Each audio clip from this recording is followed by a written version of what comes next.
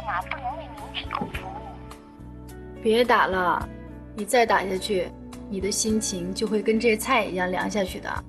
对呀，缺个人又能怎么样呢？号码不能为您提供服务。不好意思啊，今天奥特莱斯特价来晚了。哎，都等我呢，真是好姐妹。是啊，既然来了，就一起吃吧。哎，卓远呢？怎么不见卓远啊？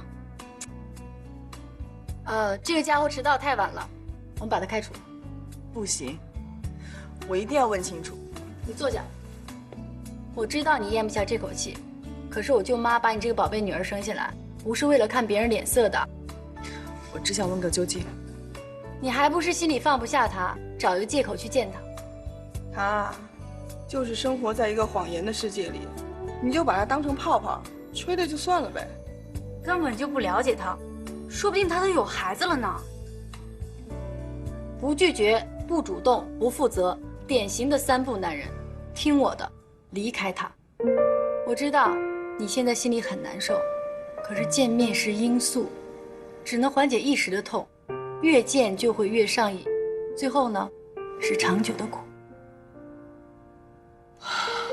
我根本没打算跟他分手，因为我爱他，跟你，甚至跟他，跟任何人都无关。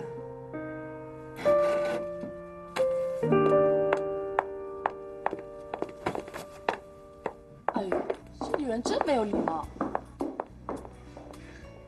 他可能心情不太好。来，这瓶酒。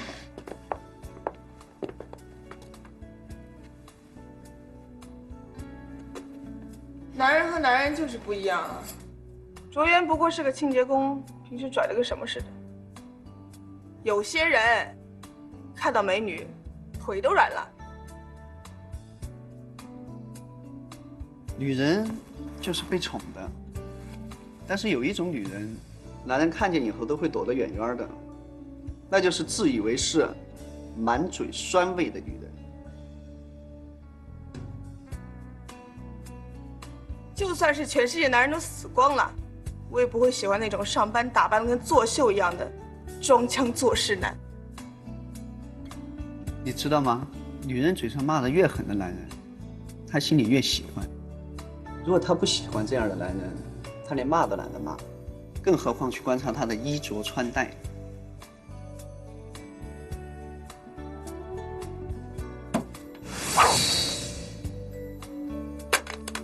骂你还荣幸了是吗？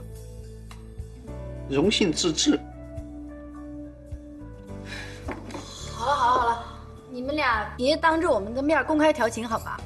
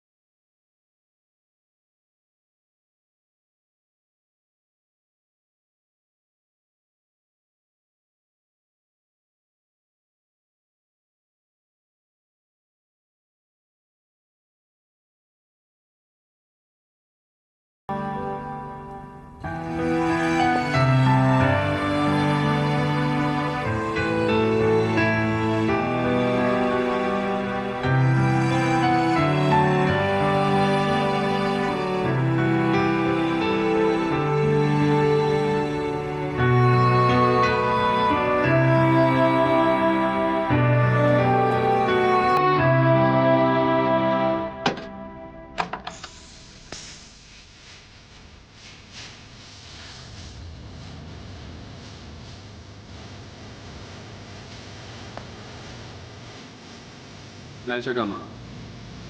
你不是答应今天晚上陪我一起吃饭的吗？你忘了？没忘。那你是故意的？是。怎么了？发生什么了？我就这样一个人，我要有我自己的私人空间，我就是不需要跟你那些朋友们见面。这我知道，他们说你不值得信任，不真诚，不努力，不认真。才看出来吗？你知道的，他们就是嘴巴不饶人。他们说的是实话。他们是为我好，怕我受伤。你别生气呀。应该是你生气吧？我不生气。每个人都希望能够有自己的私人空间，也就是自由。人生啊，就意味着这种自由会被牺牲掉一些。我爱你，我愿意牺牲掉我的自由，把我最宝贵的私人空间与你一起分享。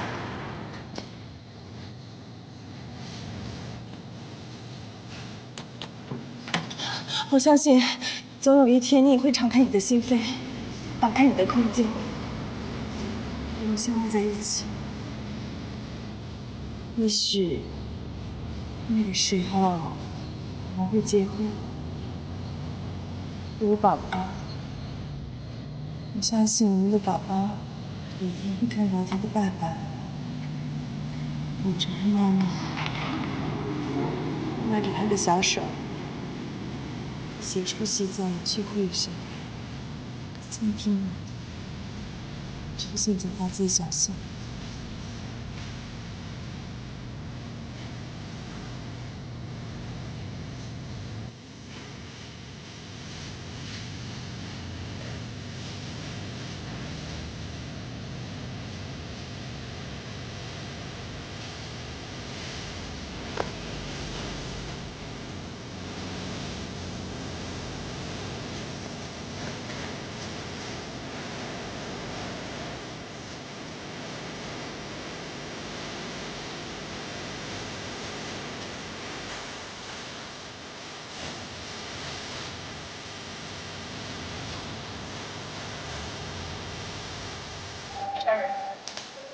事情大概就是这样。当时场面几乎混乱，所以我们创意部认为应该重新调整计划。重新调整公关计划，这简直是公关界的日全食。这事儿我也得跟Frank汇报。我还是认为这跟客户不介入过多有关。小柔，我觉得你对时间有偏见。放心吧，别客户部、创意部的，这事儿我给你们担下了。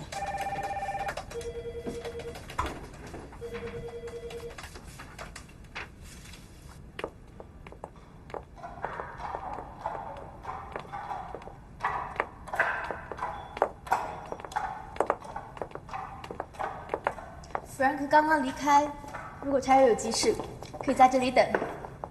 谢谢。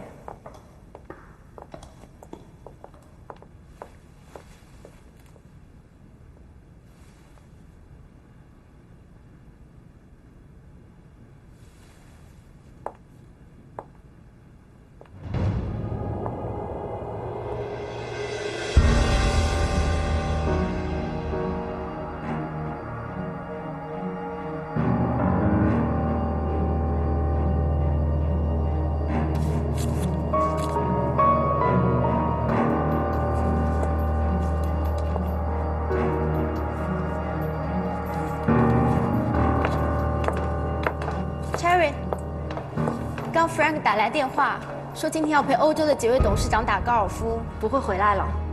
啊，好。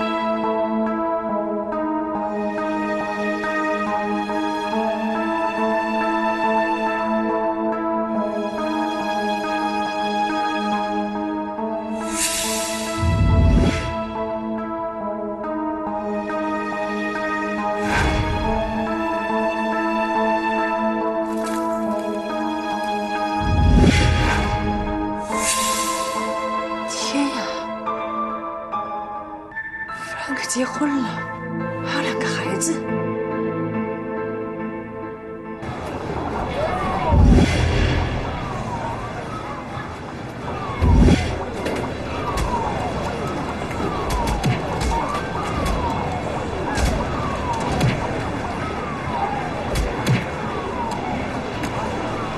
小心了啊！我要使用我的大绝招了啊！你有没有点同情心呀？没有。啊，死了，死定了！你怎么那么逊呢？这可是你最拿手的机子。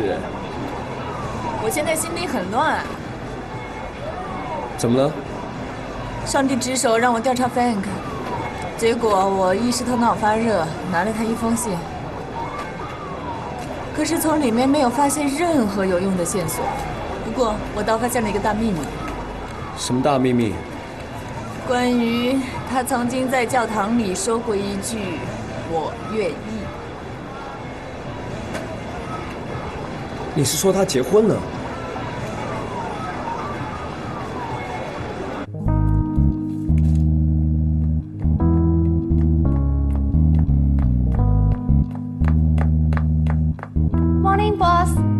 ？Morning, CC。我有一封信来自欧洲，应该到了。是的 ，Frank。昨天下午我把它连同其他文件放在了您的办公桌上。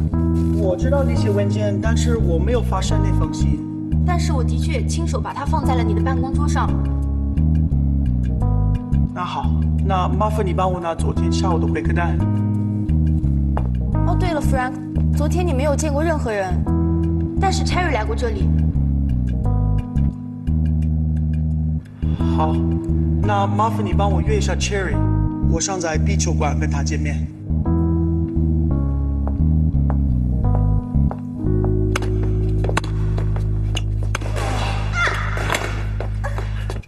是吧？等一下。来。你听说关于运动的比喻吗？没。Soccer 是最美丽的情人。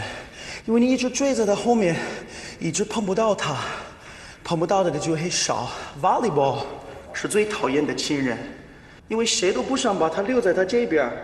Rugby 是最 soft 的亲人，因为谁都想把他扑倒，压在身体的底下。壁球，你知道壁球是什么吗？知道。壁球是最狡猾的亲人。因为你永远猜不出他这一去怎么回来。你看，小心！哎呀，是最暴力的情人吧？我要再被抽几次，铁定成白痴了。当然不，你很聪明。我的运动神经真的很不发达，所有的球都跟我没有缘。就这个壁球，简直就是十面埋伏。范克。我弄不到。好好，我来教你。你知道怎么对付这个情人吗？来，其实很简单，打壁球和做人是一样的，要忠诚，不能背后做坏事。You have your eyes focused on the ball, loyalty。不管他从哪条路线过去，从哪条路线飞回来，你一定要眼睛1秒钟都不能放过他。来，你发球，你直接跟我说一声吧。你看，被人在背后拔一刀是多么痛苦的事情。你要是忠诚于这个球，一直盯着他的路线，你一定能打得到他。如果你对于忠诚和背叛有什么感悟，你随时都可以来找我。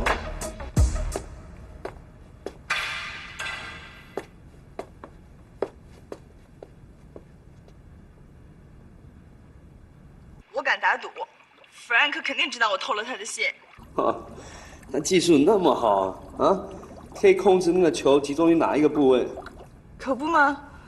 你是没看到我的脸，绝对惨无人道。什么？你毁容了？难道他使用的是江湖上失传已久的面目全非脚吗？哎，你就别贫了，也都怪我，一开始就不该那么做。所以你现在应该想要坦白从宽，争取个宽大处理，或者是死硬到底，让他把这事情不了了之，是吧？他都用上忠诚和背叛这样的字眼了，我还想不了了之。我决定，还是招了。人不犯错就不可爱了，要是犯了错还不承认，就更不可爱了。你觉得呢？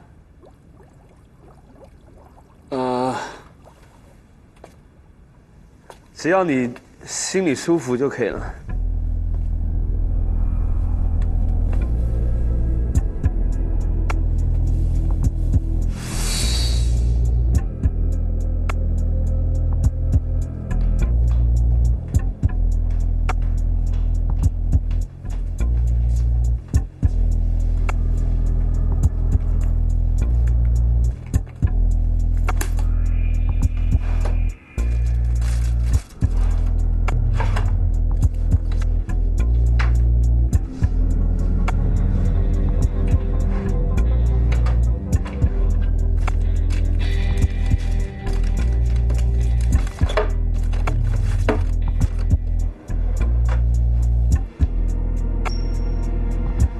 真是罪上加罪啊！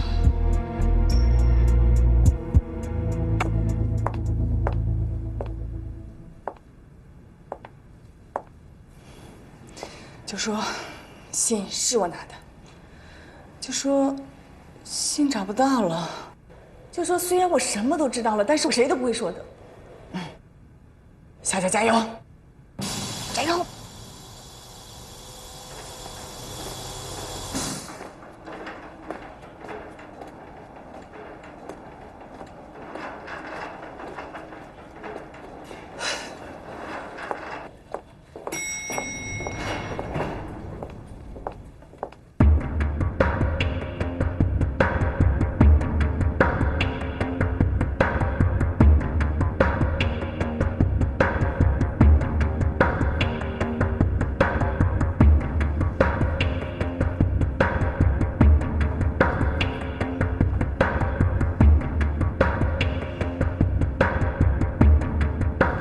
你的头上的伤不要紧吧？要是你还想休息几天，就算是病假，工资我们会正式给你发的。没事没事，我身体结实得很，再大几天也没关系。Frank， 我来呢，主要是想向您说一件事儿。Please tell me。就是关于您上次说的那个忠诚，我回去想了很多。我觉得吧，忠诚虽然不能像屈原那样投江，不能像关羽那样单刀赴会，但是至少应该说句实话。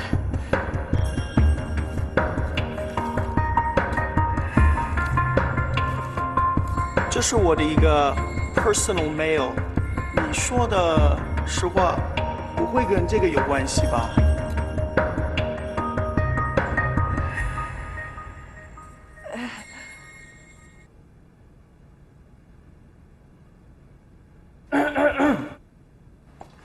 嗨，哎 ，Frank 的信是你放回去的？嗯，可我把信封都给撕破了。这么大的一个中国，要找一个一模一样的信封有什么难呢？它本身就是 Made in China。再说 Frank 又没见过原本那个信封，就算这个有一点不一样，他也看不出来。那邮戳呢？我自己刻了一个萝卜章，但印你是从公司偷的。跟原先的一模一样。相信我的手艺比原装的还像原装。我本来都打算跟他坦白了。不妨碍你坦白啊。你想死啊？我现在要去跟他坦白，不就把你给招出去了？他要问我怎么又原封不动的放回来了，我怎么跟他说？你就告诉他，我卓大爷是刘谦的 fans， 给他编了一个戏法呗。你怎么就不明白我的意思呢？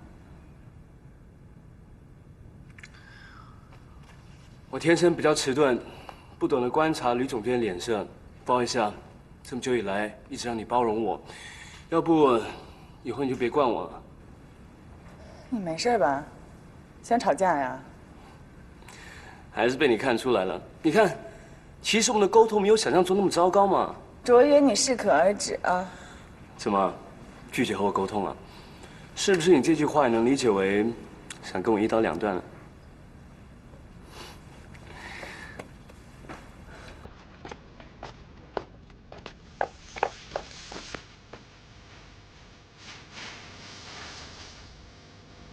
我只想跟你说，谢谢。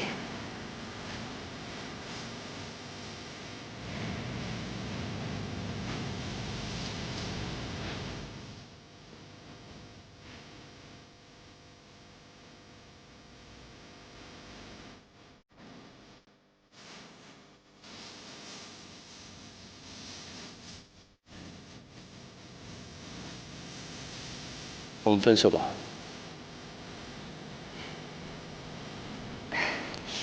没你这么开玩笑的。如果一个男人拿分手来开玩笑，就真的无药可救。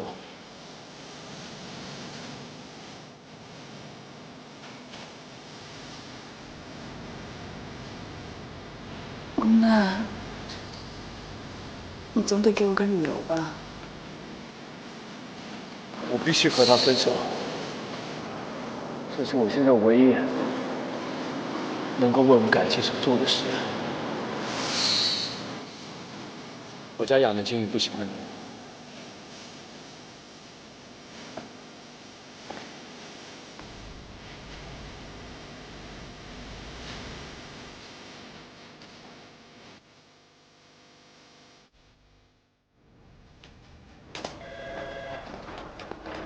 谢谢。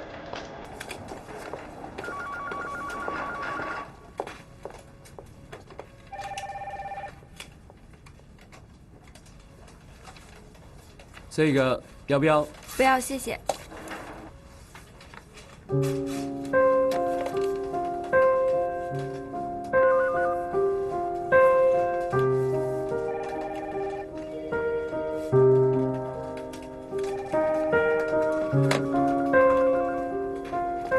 借我过一下啊。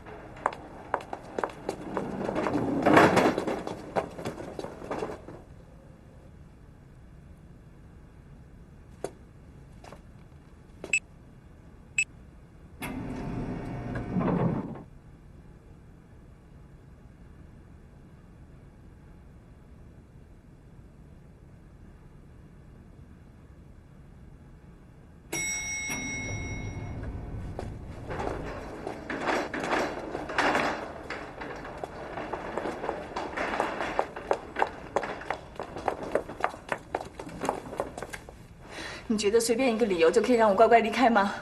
你别忘了，一直以来我都是好奇心旺盛的吕笑笑。现在是卓大爷的工作时间，不接受任何的提问。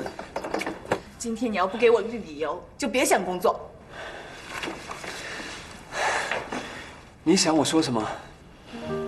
我知道你跟我分手一定有不得已的原因，我没有逼你跟我和好，但你要告诉我，是不是有我不知道、看不见的障碍挡在了我们面前？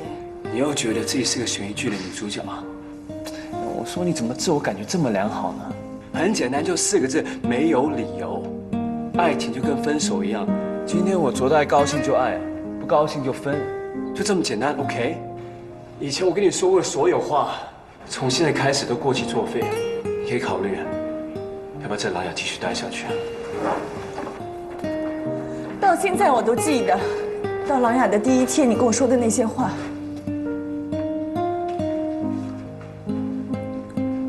记性真好，可惜我已经全忘了。我不相信你忘了。上帝之手就在利用你的好奇心，一步一步的牵引着你走向个方向未明的深渊。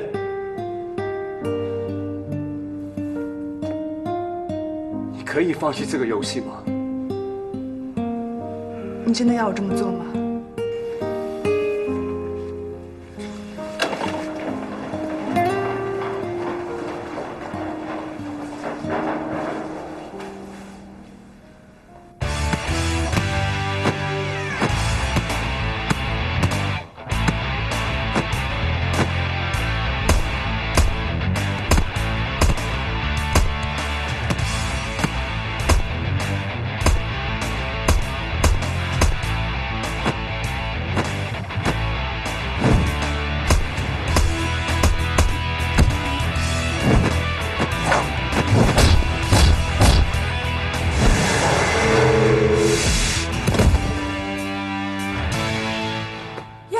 你没事吧？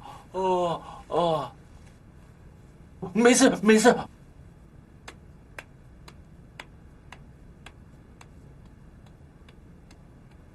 那还真不好意思。没事儿。你好像瘦了些啊？你能告诉我一些卓妍的事儿吗？我们这些老同学啊，都是你们情侣间互谈情报的对象。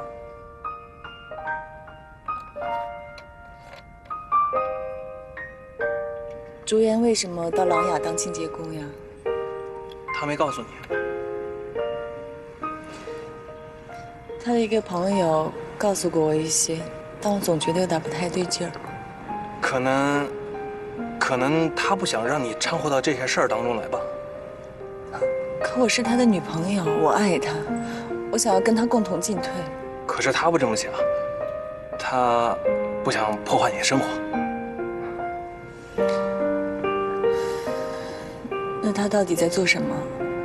那个卓妍，他以前开过一个公关公司，你知道吗？因为一次活动的失败，导致破产了。那不过是个表面现象。其实吧，卓妍一直是一个优秀的公关人才。当年琅琊区域总监一直想挖卓妍过来帮他工作，可是卓妍没有答应，因为卓妍她想创立自己的公关公司。卓妍成立公司之后，业绩突出，还成功的抢了琅琊的一个重要客户。琅琊的区域总经理咽不下这口气，于是呢和王主编串通，放出了奢侈品巡展的风声，引卓妍上钩。事成之后，王主编和卓妍签订了在琅琊当清洁工的这个协议，来偿还他的债务。你想想看，一个强大的公关公司和一个最有影响力的杂志社，他们互相勾结，那卓妍还不被他们死死踩在脚下？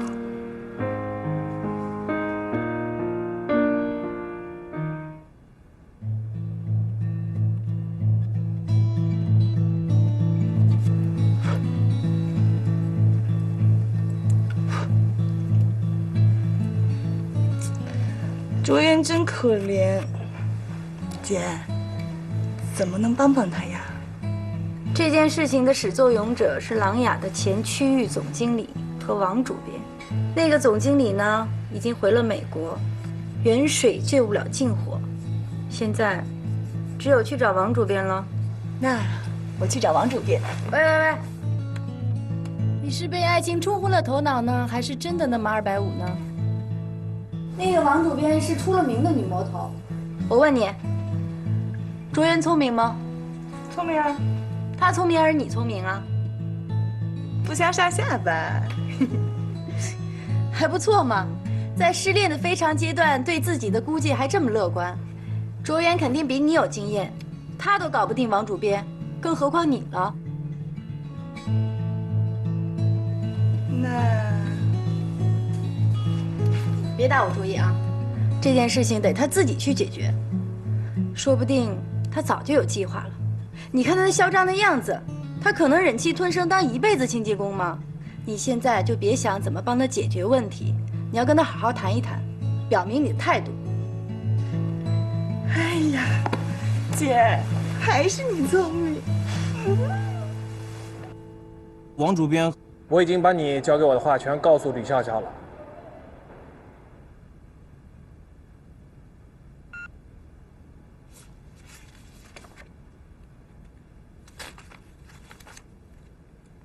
奈斯利推出的产品贯彻了他们一贯的品牌理念，把美丽带给女性。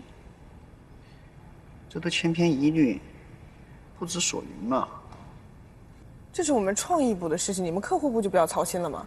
你们给媒体的公关稿没有把握住核心信息，完全没有体现出客户所想要的重点。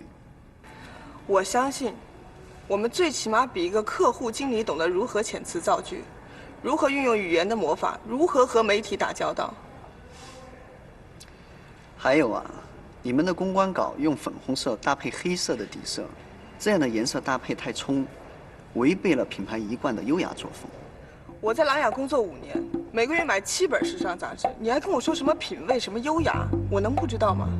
你这个人最大的问题就是个人穿衣过于拘束，名牌穿在你的身上还是名牌，崭新的奢华。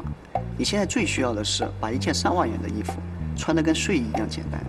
你穿皮草的下面可以尝试穿牛仔裤，甚至是睡衣，而不是昂贵的晚礼服。你要去尝试一下各种材质的混搭，利用柔软的针织物去冲淡皮草的奢华。你远远没有做到从有到无。好，我承认你说的有点道理，但是你这么一说，倒让我想起一件事儿。我知道你现在心里想的是，像我这种人对时尚了解一清二楚，一般都是娘娘腔或者同性恋吧。聪明 ，Mr. Gay， 你的确在这方面有异于常人的敏感。谢谢。我来琅琊快10年了，绝对是一个时尚圈的人，这点成熟力还是有的。你来琅琊10年了？我念大学的时候就在琅琊打工，加上那些时间，已经10年了。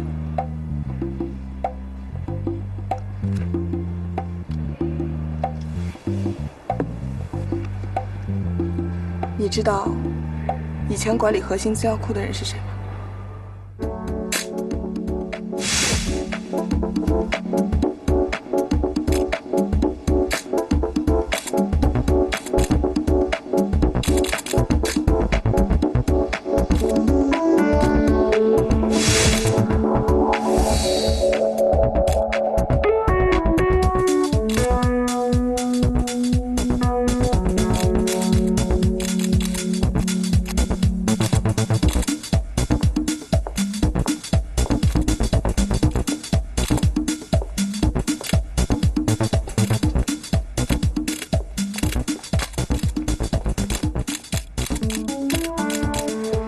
不好意思啊，先过去一下。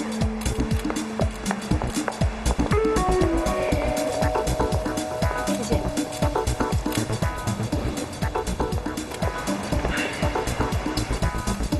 你今天这身衣服呢，充分的暴露你内心的虚荣。我今天这身衣服暴露的是我的气质。哼，瞧你得意的样子，简直是溢于言表啊！没什么好掩饰的，我马嘉祺就是有这个得意的资本。马嘉祺也有不能明摆出来的资本。哎，我这样看着永神说话要维持多长时间啊？晃得我眼睛都花了。是模特们白花花的大腿晃得你眼睛花了吧？哎，我纠正你一点啊，你还算不上我的得意。现在还没有到最后关头，下定论言之过早。嗨，今天好漂亮啊！谢谢，你也是的。哎，我还有事，我先走了。好，去忙去忙。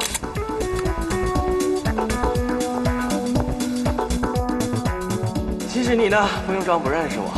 你认识一个广告界冉冉升起的新星，很正常，没人会怀疑。第一，请你不要突然从后面冒出来跟别人讲话。第二，你这样咄咄逼人，暴露的是你内心的自卑。我根本不用自卑。我之所以能拿到订单，是因为我的价格合适。所以呢，不要通过你攻击我的方式来掩饰你自己内心的歉意。你这样揭穿我，更暴露了你内心的遗憾和不甘心。对于以很多情侣呢，到一定阶段就要公布于众，可这一点我表示同情和理解。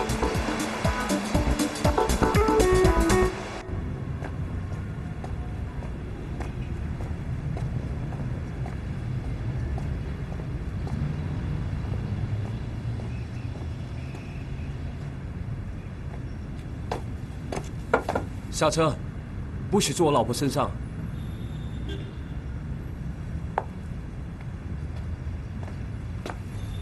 我已经知道你以前的事情了。我知道你是被王主编他们陷害的，所以被迫留在这儿当清洁工。我知道你一定不甘心，也一定会想办法重振旗鼓。不管你做什么样的决定，我都会这样站在你身边，支持你的。小姐，你以为你在出演真情节目吗？麻烦你，把你这份同情心留给别人，我不需要。我不知道你这个故事从哪里听来的，不过我们已经分手，你就留着这份闲心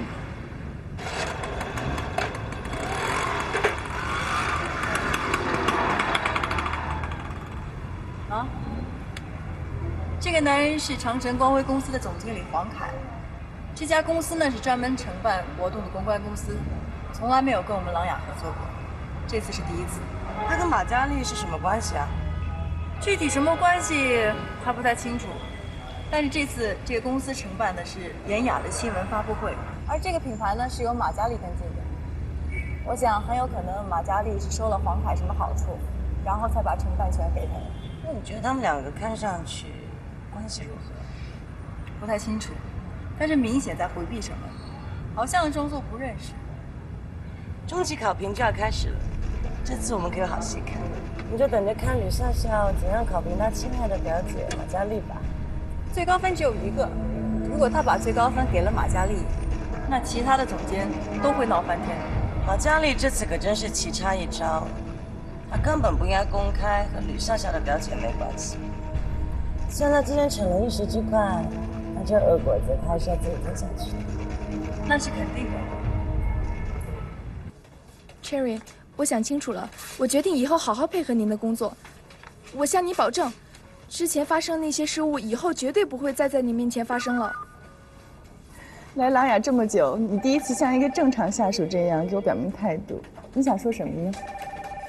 那个时候朱丽叶刚离开，我心里有些意气用事，希望您别放在心上。有话你就直说吧，你这样反而让我有点不太习惯。Cherry， 中期考评就要到了，我希望……说到重点了。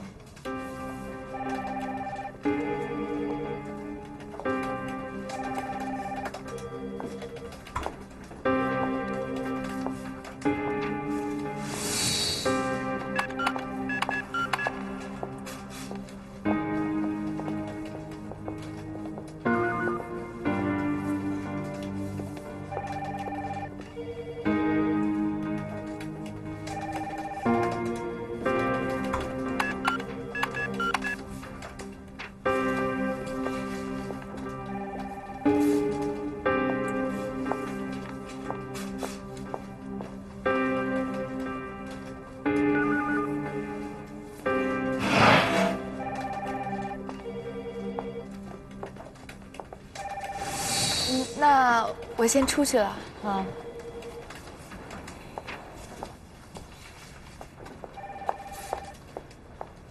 今年我负责的 Leslie 品牌一共搞了5个活动，发了17篇公关稿，上了36家媒体，总销售额上升了3%，整个市场都在扩大。Leslie 品牌方面对此非常的满意，也签下了明年的合约。这个业绩肯定是所有创意总监当中最优秀的。所以我希望可以拿到最高分。我会考虑的。青阳的波折是我们一起解决和攻克的，现在风平浪静了，而且他们跟我们保持这么好的合作关系。另外，我服务妍雅客户已经好几年了，这个客户能一直留在我们公司，我的功劳功不可没。所以你在打分的时候，千万不要顾及到我是你的表姐，该打高分的时候就打最高分。我清楚。Cherry，我要跟你强调的是，青阳的小样绝对不是从我这里流出去传到姚总手上的。除此之外，我这半年的工作没有任何污点，因为所有创业总监的纰漏都不是出在我负责的范围。我的职责很大一部分就是事无巨细的为他们服务，没有功劳也有苦劳。我明白 ，Cherry， 我知道我们私底下有些不愉快，但是我想还不至于影响到这次的评分吧。在工作上，我是出了名的铁人，一天24个小时，我把18个小时都奉献给了琅琊。上个月 ，Frank 给我加了一次薪水，可是老板永远看的是结果而不是过程。他之所以给我加薪，是因为我连续3个季度保持了寿礼品牌的销售和影响力的增长。光凭这个，我就应该拿到最高分，因为迄今为止，创意部还没有一个人打破了这个记录。你说的我会考虑。公司规定只有一个人可以拿到最高分，我能做的只有公平。下着雨的夜。